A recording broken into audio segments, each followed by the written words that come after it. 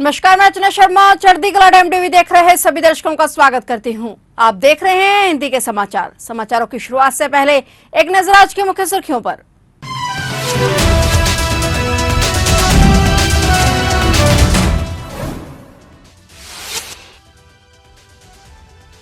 त्योहारों से पहले केंद्र सरकार ने श्रमिकों को दी बड़ी सौगात। श्रमिकों की न्यूनतम मजदूरी को बढ़ाया, 1 अक्टूबर से लागू होगा आदेश।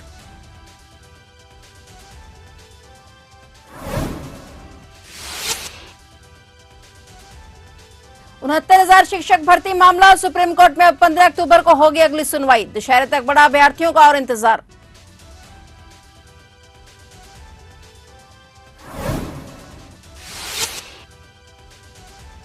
एनआईए की टीम का 7 जगह पर छापा। रियासी बस हमले से जुड़े मामले में हुई कार्रवाई। जम्मू कश्मीर में एनआईए की टीम ने 7 जगह पर की रेड।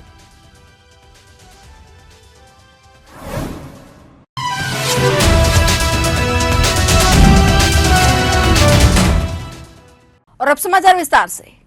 त्योहारों से पहले केंद्र की मोदी सरकार ने श्रमिकों को बड़ा तोहफा दिया है। सरकार ने परिवर्तनीय महंगाई भत्ते में संशोधन करके श्रमिकों की न्यूनतम मजदूरी दर में इजाफा किया है। केंद्र ने 1,035 रुपए प्रतिदिन तक की बढ़ोतरी की घोषणा की है। श्रम मंत्रालय के एक बयान में कहा गया है कि समायोजन का उद्देश्य श्रमिकों को जीवन की बढ़ती लागत से निपटने में मदद करना है। सरकार का नया मजदूरी दरें बढ़ाने का आदेश 1 अक्टूबर 2024 से लागू होगा। पिछला संशोधन अप्रैल 2024 में किया गया था और श्रमिकों, विशेष रूप से असंगठित क्षेत्र के श्रमिकों को समर्थन देने के लिए एक महत्वपूर्ण कदम के रूप में केंद्र सरकार ने परिवर्तनीय महंगाई भत्ते में संशोधन करके न्यूनतम मजदूरी दरों से वृद्धि की घोषणा की है और इससे श्रमिकों को संशोधित मजदूरी दरों में लाभ मिलेगा। उत्तर प्रदेश 69,000 शिक्षक भर्ती आरक्षण घोटाला मामले में सुप्रीम कोर्ट में 15 अक्टूबर को सुनवाई होगी। पिछली तारीख 23 सितंबर को इस मामले में कोर्ट में सुनवाई नहीं हो पाई थी। अब इसकी अगली तारीख 15 अक्टूबर तय की गई है। दशहरे के बाद इस मामले में सुनवाई होगी। इससे अभ्यर्थियों का इंतजार अब और भी लंबा होता जा रहा है। बता दें कि 69,000 शिक्षक भर्ती में चल रहे मामले में पिछले दिन इलाहाबाद हाईकोर्ट के डबल बेंच ने पुरानी सभी सूची रद्द करते हुए नए सिरे से आरक्षण के नियमों के अनुसार सूची बनाने के निर्देश दिए थे और इसके तुरंत बाद लगभग 4 साल से इस भर्ती में आरक्षण में गड़बड़ी का आरोप लगाते रहे आरक्षित वर्ग के अभ्यर्थियों ने इस आदेश को तुरंत लागू करने के लिए धरना प्रदर्शन शुरू कर दिया था। आरक्षित वर्ग के अभ्यर्थी सरकार से इसका पालन किए जाने के लिए आग्रह भी कर रहे हैं, लेकिन सरकार इस पर आगे नहीं बढ़ पाई और अब यह मामला सुप्रीम कोर्ट में सुना जाना है।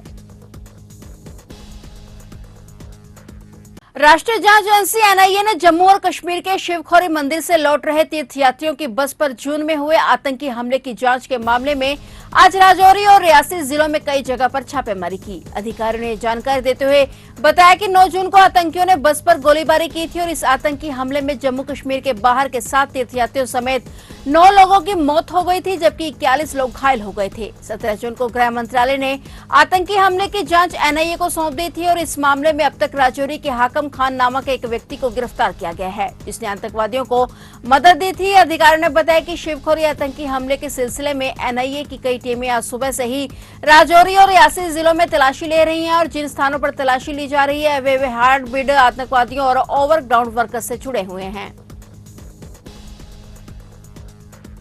प्रधानमंत्री नरेंद्र मोदी 2 अक्टूबर को हजारीबाग में परिवर्तन यात्रा का समापन करेंगे। 17 दिनों के अंतराल पर प्रधानमंत्री फिर से झारखंड आ रहे हैं और वे 2 अक्टूबर को रांची आएंगे। राज्य के 32 जनजाति समाज के करीब 800 लोगों के साथ रांची में संवाद करेंगे। इसके साथ ही यहां वे राज्य के 32 जनजाति समाज के करीब 800 लोगों को संबोधित करके इसके बाद वे हजारीबाग में जनसभा को संबोधित करते हुए परिवर्तन यात्रा रैली का समापन करेंगे। बता दें कि इससे पहले प्रधानमंत्री नरेंद्र मोदी 15 सितंबर को रांची और जमशेदपुर आए थे और यहां उन्होंने 6 वंदे भारत एक्सप्रेस को हरी झंडी दिखाई थी। इस बार वे गांधी जयंती के दिन परिवर्तन यात्रा में शामिल होने आ रहे हैं। पहले परिवर्तन यात्रा का समापन 3 अक्टूबर को होने वाला था, पर कार्यक्रम को एक दिन पहले ही खत्म किया जा रहा है।